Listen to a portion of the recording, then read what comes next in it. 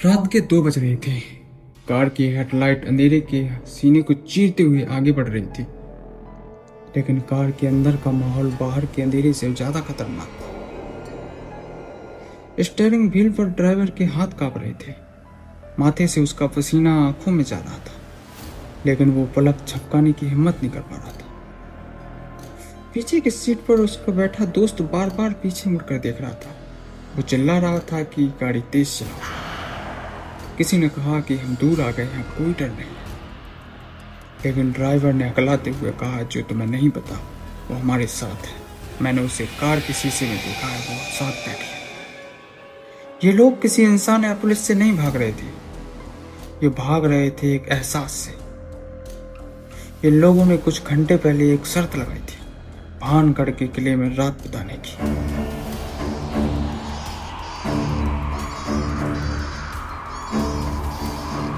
ये सोचा था कि सिर्फ खंडर ही तो है,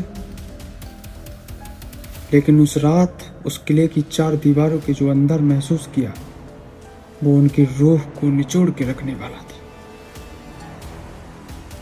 अचानक कार के सामने एक धुंधली आकृति आती है। ड्राइवर ब्रेक मारता है, टायरों की चीख गूंजती है और कार पलट जाती है, और फिर एक लंबी और अनंत खामोशी। पुलिस को अगली सुबह सिर्फ 3 लाशें मिलती हैं, कोई जिस्मी गवाह नहीं। लेकिन इन तीनों की आंखों में जो डर जमा हुआ था, वो ये बता रहा था कि मौत एक्सीडेंट से पहले हो चुकी है। उन्होंने मौत को नहीं, बल्कि मौत से बदतर किसी चीज को देख लिया था। नमस्कार, मैं आपके साथ हूं शुभम राजपूत, और आज कहानी भानगढ़ के किले की। आज हम आपको ले चलेंगे भारत के उस जमीन पर जहां पर विज्ञान की हदें खत्म होती हैं और दूसरी दुनिया शुरू होती है। राजस्थान के अलवर जिले में एक सूखी पहाड़ियों के बीच एक शहर बसा हुआ है, या कहें बसा नहीं है, क्योंकि बसा कहना गलत होगा। एक शहर दफन है, भानगढ़ का किला। पहली नजर में एक किला एक शानदार वास्तुकला था, लेकिन जैसे ही आप इस सीमाओं के नजदीक पहुंचते, एक आपको अजीब सी ऊर्जा महसूस होती है। हवा अचानक भारी हो जाती है, और फिर आपकी नजर उस बोर्ड पर पड़ती है जो लोहे के गेट पर लगा है। ये कोई आम चेतावनी नहीं है, ये भारतीय पुरातत्व सर्वेक्षण का बोर्ड है। सरकारी दस्तावेज, और इस दस्तावेज पर साफ शब्दों में लिखा है कि सूर्य अस्त के बाद सूर्य उदय के पहले इस सीमा में प्रवेश करना सख्त वर्जित है। पूरी दुनिया में हजारों ऐतिहासिक इमारतें हैं, लेकिन सिर्फ भानगढ़ ही इकलौती एक ऐसी जगह है जहां सरकार खुद ही मानती है कि रात में यहाँ रुकना खतरे से खाली। क्या ये सिर्फ जंगली जानवरों का डर है, या फिर एएसआई के अधिकारी भी मानते हैं कि वो सच जानते हैं जो आम जनता को खुलकर नहीं बता सकते। स्थानीय लोग कहते हैं कि साहब, रात को हवा नहीं चलती है, रूह चलती है। जो रात को रुका वो सुबह मिला नहीं, और जो रुका वो पहले जैसा नहीं। हालांकि भानगढ़ के इस दर्द को समझने के लिए आपको पहले उसकी खूबसूरती को समझना पड़ेगा, जिसे आप इस डर ने नगल लिया है। साल था 1573। मुगल बादशाह अकबर का जमाना था। आमेर के राजा भगवंत दास ने अपने छोटे बेटे के माधो सिंह के लिए इस शहर की नींव रखी थी। माधो सिंह थे एक जो बहादुर मान सिंह के भाई थे, एक वीर योद्धा थे। भानगढ़ कोई साधारण किला नहीं था, ये उस समय की स्मार्ट सिटी थी। पहाड़ों के गोद में सुरक्षित इस शहर 3 तरफ से प्राकृतिक दीवारों से घिरा हुआ था। शहर के अंदर घुसते हुए भव्य जौहरी बाजार था। अब आप सोचिए, सड़क के दोनों तरफ 2 मंजिला पक्की दुकानें थी। हवा में चंदन और इत्र की खुशबू, जौहरियों की खुशबू की, सड़कों पर बच्चों की हंसी, लड़कियों की पैरों की गूंज आवाज गूंजती थी। यहाँ के गोपीनाथ मंदिर के काशी आज भी ये बताते हैं कलाकार कितने निपुण थे। पानी की व्यवस्थाएं की बावड़ियां थी, महल के सबसे ऊपर से दिखता था। लगभग 10,000 लोग यहाँ हंसी खुशी से रहते थे। एक ऐसा शहर था जिसे कभी ना मरने के लिए बनाया गया था, लेकिन तकदीर ने ऐसा खेल खेला। एक ऐसी कहानी जो खून, धोखे और काले जादू से स्याही से लिखे हुए। भानगढ़ के विनाश की नींव उस दिन पड़ गई जिस दिन पहले ईंट रखी जा रही थी। किले के निर्माण से पहले राजा भगवान दास को पता चला कि यह जमीन यह सिद्ध तपस्वी की है। उनका नाम था गुरु बालूनाथ। वे यहाँ की गुफाओं की बरसों से तपस्या कर रहे थे। राजा, जो खुद धर्म और साधु सम्मान करते थे, वो गुरु के पास गए और किला बनाने की अनुमति ली। गुरु बालूनाथ अपनी समाधि से जगे। उनकी आंखों में एक चमक अजीब सी दिखी और कहा, राजन, तुम यहाँ अपना शहर बसा सकते हो, लेकिन मेरी एक शर्त है। राजा ने पूछा, क्या महाराज? साधु ने अपनी कुटिया की ओर इशारा करते हुए कहा, अपने महलों को चाहे जितना ऊंचा कर लो, लेकिन ध्यान रखे, जिस दिन तुम्हारे महल की परछाई ने मेरी तपस्या स्थली को छू लिया, जिस दिन तुम्हारे अहंकार मेरी शांति पर अंधेरा डाला, उस दिन ये पूरा शहर और तुम्हारा वंश खत्म हो जाएगा। राजा ने वचन दिया। शुरुआत में सब ठीक था। महल की ऊंचाई को कम रखा गया। पीढ़ियां गुजरी। मातो सिंह के उनके वंशज छत्र सिंह, याजब सिंह गद्दी पर बैठे। ये नए राजा महत्वाकांक्षी थे। उन्हें साधुओं को चेतावनी पुराना अंधविश्वास लगती थी। उन्होंने ताकत दिखानी चाहिए। उन्होंने आदेश दिया कि महल को ऊंचा और ऊंचा किया जाए, उसमें और मंजिलें जोड़ी जाए। पुराने मंत्रियों ने राजा को उस पुराने वचन के लिए याद दिलाई, लेकिन उन्होंने हंसी में टाल दी। फिर आया वो मनहूस दिन। सर्दियों के दिन सूरज ढल रहा था। नए बड़े ऊंचे काली परछाई पहाड़ से नीचे उतरी। घास के मैदान को पार करते हुए, रेंगते हुए सीधा गुरु बालूनाथ की कुटिया पर जा गिरी। साधु का ध्यान भंग होगा। अपनी आंखों को खोला और सामने उस अंधेरे को देखा।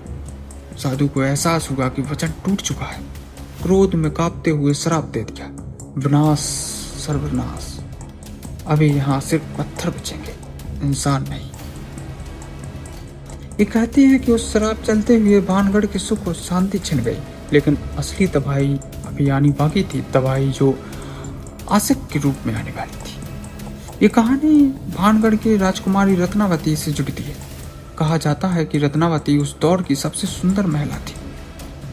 उनकी सुंदरता आगरा और दिल्ली तक पहुंचती थी। कवियों की उन्होंने तुलना चांद से की। और सुंदर ही नहीं थी, एक बहुत अच्छी घोड़सवार और वीर भी थी। लेकिन उन्हीं भानगढ़ के अंधेरों में एक और शख्स था जो नजर उसकी राजकुमारी पर थी। वो राजकुमार नहीं था, वो एक तांत्रिक था जो शमशान में रहता, राख लपेटता, काली शक्तियों की साधना करता था। उसने एक बार राजकुमारी को महल के छत पर देखा। उसने उसी पल में उसका आकर्षण पागलपन तब्दील हो गया। वो राजकुमारी को प्यार नहीं करता था, उन्हें पाना चाहता था। वो जानता था कि तांत्रिक और राजकुमारी का मिलन असंभव है, इसलिए अपनी सबसे खतरनाक विद्या का इस्तेमाल करने का फैसला किया। एक दिन राजकुमारी रत्नावती अपनी सहेलियों के साथ बाजार घूमने निकले। वो एक इत्र की दुकान पर रुके। उन्हें केवड़े का इत्र बहुत पसंद था। तांत्रिक भीड़ में छुपा सब कुछ देख रहा था। जब राजकुमारी का ध्यान भटका तो उसने चुपके से उस इत्र में एक मंत्र फूंक दिया। ये वशीकरण का सबसे खतरनाक मंत्र था। उसका प्लान था कि जैसे ही राजकुमारी वो इत्र अपनी गर्दन पर लगाएंगी, वे अपनी सुध-बुध खो बैठेंगी। सम्मोहित होकर अपनी परवाह किए अपने तांत्रिक के पास दौड़ी चली आएंगी और फिर उनके साथ जो चाहे कर सकता। लेकिन शायद नियति को कुछ और मंजूर था। राजकुमारी ने शीशी उठाई। जैसे ही हाथ में लिया, एक अजीब सा महसूस हुआ। शीशी ठंडी नहीं, गर्म थी। राजकुमारी खुद भी प्राथमिक शक्तियों की समझ रखती थी। उन्होंने नजरें उठाई और भीड़ में छुपे उस तांत्रिक को लाल हबसी आंखों को देखा। उन्होंने समझ में आया। गुस्से में तमतमाए राजकुमारी ने इत्र नहीं लगाया, पूरी ताकत से शीशी उठाई और पास पड़े पत्थर, विशाल पत्थर पे दे मारी।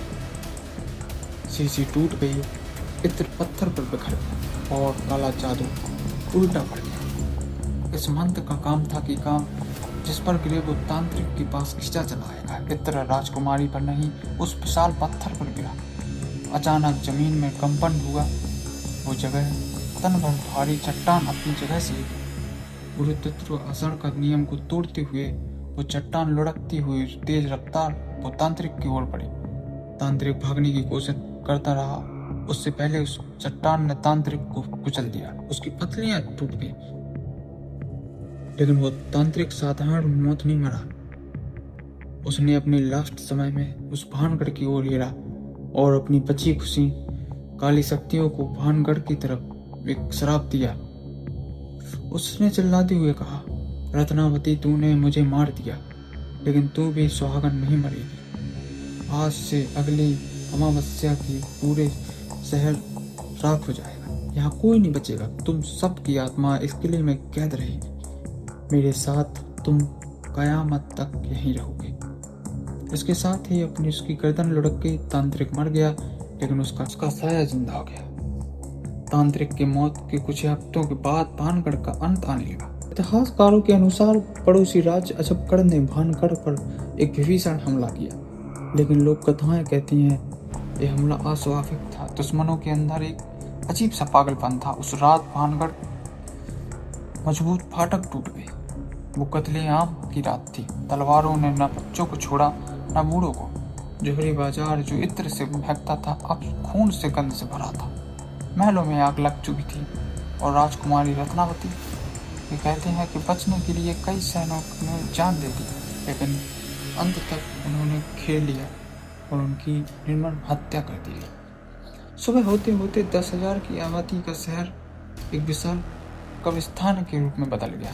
जो कुछ लोग बच गए थे वो अपनी जान बचाकर भाग गए और कभी भी इस मनहूस जगह पर लौट कर नहीं आए। शराब सच हो चुका था, लेकिन सवाल क्या मौत अंत थी।